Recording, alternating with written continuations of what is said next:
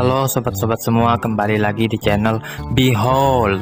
Kali ini saya akan melanjutkan merangkum alur cerita film Pokemon Johto Journey. Satoshi bertarung dengan seorang trainer yang hanya mengandalkan data dalam pertempurannya. Satoshi dan kawan-kawan sedang makan siang di padang rumput. Satoshi yang makan terlalu banyak tiba-tiba tersedak. Takeshi menepuk-nepuk punggungnya untuk menenangkan Satoshi, serta Kasumi yang cepat-cepat memberinya air untuk meringankan tenggorokannya. Tapi yang terjadi, Satoshi malah semakin kesakitan. Pikachu yang begitu mengkhawatirkan trainernya melancarkan Thunderbolt, hingga akhirnya makanan itu tertelan juga. Saat itu mereka menemukan Marep yang berjalan sendirian tanpa ada yang menuntunnya. Melihat dari penampilannya, mereka yakin Pokemon itu pasti sudah ada yang punya. Marep lalu menerjang ke arah Satoshi dan kawan-kawan, yang berhasil mengunci Pikachu. Pikachu mencoba melepaskan diri dengan menggunakan Thunderbolt. Namun Marep menyerap serangan itu yang menyebabkan bulunya bertambah tebal. Dikatakan Marep punya kemampuan menyimpan listrik di bulu mereka. Tak lama kemudian muncul lebih banyak Marep yang mengeroboti Pikachu dan menenggelamkannya di antara tumpukan bulu. Selagi Satoshi mencoba membebaskannya, Pikachu menyetrum para Marep, menyebabkan bulu mereka semakin tebal dan halus. Seorang gadis berlari ke arah Satoshi dan kawan-kawan, menyuruh Marep untuk berhenti. Hanya satu yang menuruti perintahnya, yaitu yang berpita warna pink. Marep tidak menghiraukannya dan malah memukul mundur gadis tersebut. Sampai kemudian ibunya datang bersama Pokemonnya, Raichu. Ibu memerintahkan Raichu mengeluarkan Thunderbolt sebagai umpan, sehingga Marep itu melepaskan Pikachu dan berlari untuk menyerap listrik yang disebarkan tadi. Setelah itu, ia menyuruh Raichu untuk menggiring Marep tersebut kembali ke peternakan. Ibu dan anaknya tadi memperkenalkan diri mereka, yaitu Ellen dan Karin. Mereka mengundang Satoshi dan kawan-kawan ke rumahnya, di mana Karin meminta maaf atas perilaku Marep. Karin mengungkapkan seharusnya ia menjaga Marep. Tapi saat melamun tentang festival Marep yang akan digelar sebentar lagi, mereka semua malah melarikan diri. Karin ingin mendaftar festival tersebut, tapi ibunya mengatakan Karin masih belum cukup umur untuk hal tersebut. Merasakan hubungan yang tegang antar keduanya, Takeshi menawarkan diri untuk membantu Ellen dan Karin mengerjakan tugas sehari-hari mereka di peternakan. Meskipun teman-temannya kurang setuju karena mereka harus melanjutkan perjalanan lagi. Ellen dan Karin mengiyakan karena merasa terbantu dengan adanya mereka di sini. Kemudian Pikachu dan Raichu mengumpulkan Marep, selagi yang lainnya memeriksa listrik yang terkumpul di bulu mereka, agar Marep itu bisa dipersiapkan untuk festival. Tim Rocket mengawasi dari kejauhan, berencana untuk menjual bulu-bulu Marep itu, agar mereka bisa menjadi kaya. Pada sore harinya, Karin dan Marep masih berlatih, dan Satoshi yang menyaksikannya kagum dengan mereka berdua. Atas desakan dari Karin, Satoshi akhirnya setuju untuk melawannya. Pikachu bisa menghindari headbutt Marep, tapi setelahnya Marep melancarkan growl yang membuat Pikachu sempoyongan. Selanjutnya Marep menghit Pikachu dengan sweep attack.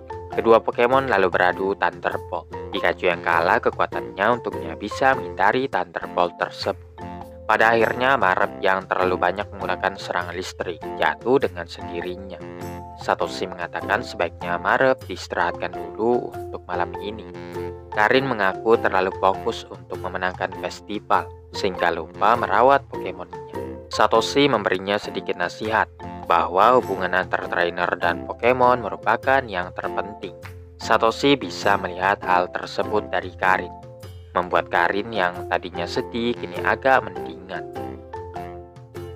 Ellen mempersiapkan makan malam untuk Satoshi dan kawan-kawan. Hanya saja Karin tidak berkumpul bersama mereka. Ibunya lalu pergi ke kamar untuk mengeceknya, mengira anaknya itu sudah tidur. Namun ternyata Karin sedang mengobrol dengan Marep, mengatakan dirinya masih belum siap untuk berkompetisi di festival Marep, tapi berjanji akan selalu melatih dan menjaga Marep-Marep lainnya juga. Pada tengah malam, Ellen membangunkan Satoshi dan kawan-kawan, mengatakan sebentar lagi akan ada badai. Ellen membawa Satoshi dan kawan-kawan serta Marep ke tebing untuk mengumpulkan listrik dan membuat bulu mereka terlihat bagus di festival nanti. Mereka bersembunyi di balik batu dan menunggu petir menyambar Marep. Saat itu terjadi, Marep menyerap petir tersebut. Dalam sekejap bulu mereka mengembang dan berkilauan. Tiba-tiba tim roket muncul dan menangkap semua Marep. Satoshi menyuruh Pikachu untuk menyerang mereka, tapi tim roket menangkapnya juga. Ellen memerintahkan Raichu menggunakan Thunder Bomb, tapi tim roket menyerap listriknya dengan sebuah panel yang ditempelkan di balon udara. Walau bagaimanapun juga, Raichu tidak menghentikan serangannya, yang mengakibatkan panel itu konslet dan balon udara pun terbakar. Setelah berhasil membebaskan teman-temannya, Raichu kelelahan karena terlalu banyak menggunakan energi listrik.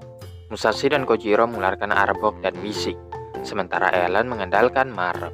Akan tetapi, Nyasu masih memiliki panel yang digunakan untuk menyerap serangan Marep. Pada saat itu, Pikachu masih terkurung di kandang dan tidak bisa membantu. Oleh karena itu, Karin yang akan maju. Karin beritahu ibunya untuk memusatkan energi ke Marep yang satu ini. Alhasil Marep yang dipenuhi aliran listrik lebih kuat daripada sebelumnya dan berhasil menghancurkan tim roket. Pikachu tidak mau ketinggalan dan ikut ambil bagian untuk mengirimkan tim roket ke langit-langit. Keesokan paginya, Ellen memberikan Pokeball tua yang dulunya milik ibunya, menyatakan Karin sekarang lebih daripada siap untuk mengikuti festival. Pada hari yang telah ditunggu-tunggu, Satoshi dan kawan-kawan menyemangati Karin di bangku penonton saat pertandingannya baru akan dimulai.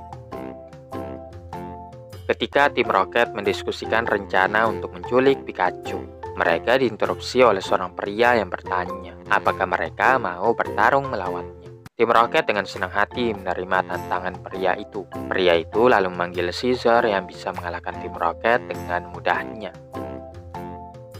Satoshi dan kawan-kawan mendengar suara teriakan, penasaran dari manakah sumbernya. Mereka saling memperingatkan untuk waspada, karena tidak tahu apa yang tersembunyi di dalam hutan ini. Sesaat kemudian muncul Caesar yang mana Pikachu berdiri di hadapannya untuk melindungi teman-temannya dari Pokemon tersebut. Satoshi merintahkan Pikachu Thunder Bomb, namun terdengar suara yang memerintahkan Caesar untuk berhenti. Pria yang kita lihat di awal tadi menampakkan dirinya. Pikachu sangat lega karena tidak perlu bertarung, tapi karena masih syok, Pikachu pun jatuh. Kasumi langsung memarahi pria itu karena membiarkan Pokemonnya lepas dan menyerang sesuka hati. Takeshi menyuruhnya untuk tenang dulu dan menyeretnya ke belakang. Pria itu pun meminta maaf dan memperkenalkan dirinya sebagai Muramasa. Muramasa menjelaskan bahwa mereka sedang mengadakan latihan dan mengaku sangat terkesan dengan Satoshi dan Pikachu sebelum akhirnya mengundang mereka untuk datang ke sekolah pelatihan elitnya. Singkat cerita, sesampainya di sekolahan, Satoshi dan kawan-kawan menyaksikan ada banyak sekali Pokemon yang berlatih dengan berbagai macam metode. Muramasa memperkenalkan Satoshi dan kawan-kawan sebagai tamu yang harus dihormati dan menyuruh murid-muridnya untuk menuntun Satoshi dan kawan-kawan berkeliling sekolahan. Setelah mendengar penjelasan dari salah satu murid, Satoshi dan kawan-kawan mengetahui bahwa Muramasa adalah trainer yang berbakat. Caesar-nya dikenal dengan julukan The Crimson Streak karena kecepatan dan kekuatannya yang luar biasa. Tim roket yang menyelinap ke sekolah juga mengakui kemampuan Pokemon tersebut. Satoshi sangat suka dengan julukan yang keren itu, sampai kemudian seorang pria menghampirinya. Muramasa memperkenalkan murid terbaiknya, Shingo. Tanpa berlama-lama, Satoshi langsung menantangnya bertarung.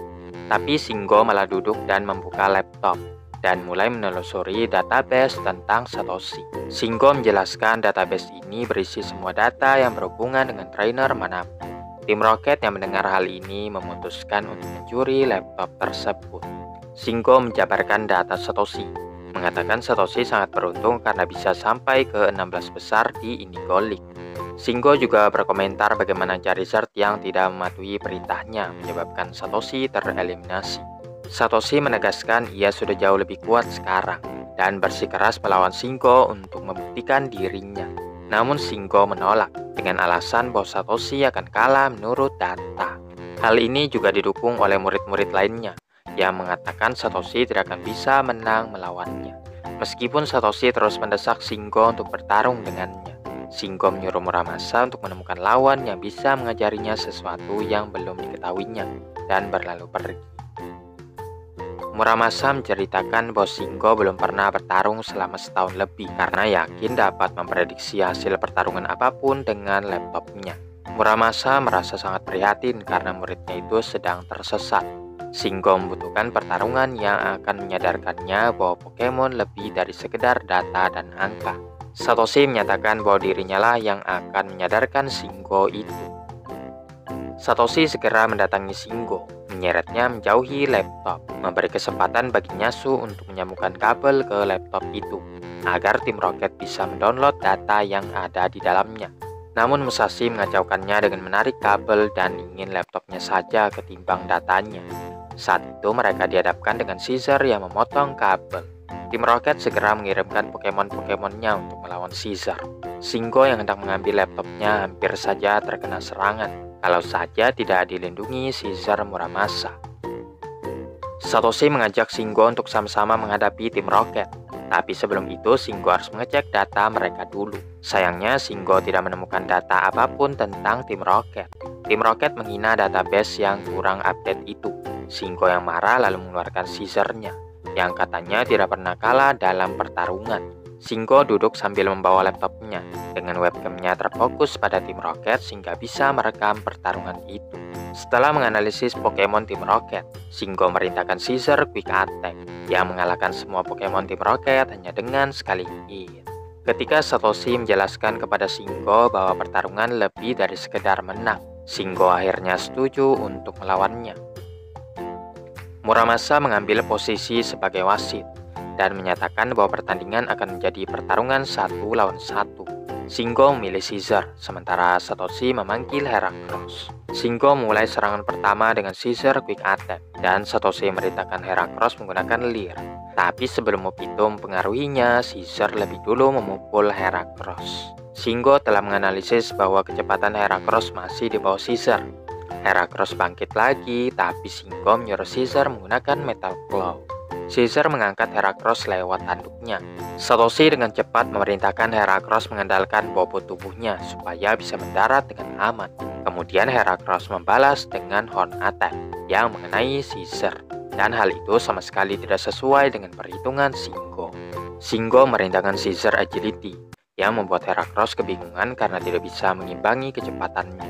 Satoshi menyuruh Heracross untuk fokus dan menunggu momen yang tepat. Shingo mulai panik karena tidak bisa melihat laptopnya dan bertarung pada saat yang bersamaan. Satoshi merintahkan Heracross Fury Attack yang berhasil menjatuhkan Caesar. Shingo akhirnya meninggalkan laptopnya dan mulai berkonsentrasi penuh pada pertarungan. Heracross dan Caesar saling beradu serangan ya guys ya. Heracross bisa menghit Caesar dengan Horn Attack. Namun Caesar memanfaatkan kesempatan untuk mengajarkan Metal Claw.